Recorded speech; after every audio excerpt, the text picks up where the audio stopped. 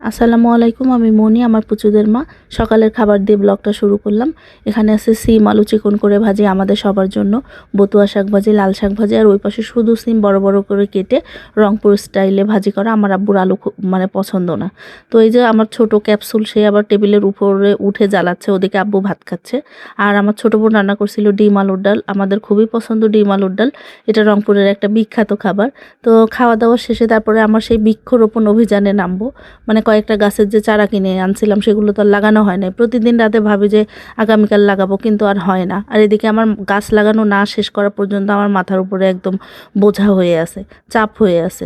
তো সেই গাছগুলো আজকে লাগাই নিছি, আলহামদুলিল্লাহ খুবই ভালো লাগতেছে। মনের মধ্যে একদম একটা ফ্রেশ ফ্রেশ ফিল। আর ওদিকে আমার ছোট বোন, তারপরে আমার মেয়ে, আমার ভাগ্নে, আবার কাজিন আসছে আমার, ওরা সবাই মিলে র্যাকেট খেলতেছে বিকালের দিকেটা। তো আমার কাজিনগুলো সব পিচ্ছি পিচ্ছি। এই যে এটা তো আমার ভাগ্নে, আমার সব কাজিনগুলাই পিছিয়ে পিছিয়ে, আমি সবার বড় আর কি। তো যাই হোক, ওদের খেলাধুলাও একটু ক্যাপচার করে নিছি। আর চলেন এবার আমার গাছের ফাইনাল লুকটা দেখাই দিই আপনাদের, কি কি গাছে লাগাইলাম।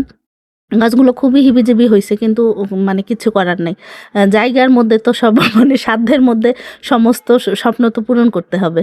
তো সেটাই, এই আমার ছোট বোন এই পিচ্চি পিচ্চি কামরাঙ্গা 10-12টা ছিল, সবগুলো খাইয়ে ফেলছে, তার নাকি ভাল লাগতেছে। আর গোলাপের গাছগুলো থেকে অনেকগুলো কুশি ছাড়ছে। তো এটা আমার কদবেল।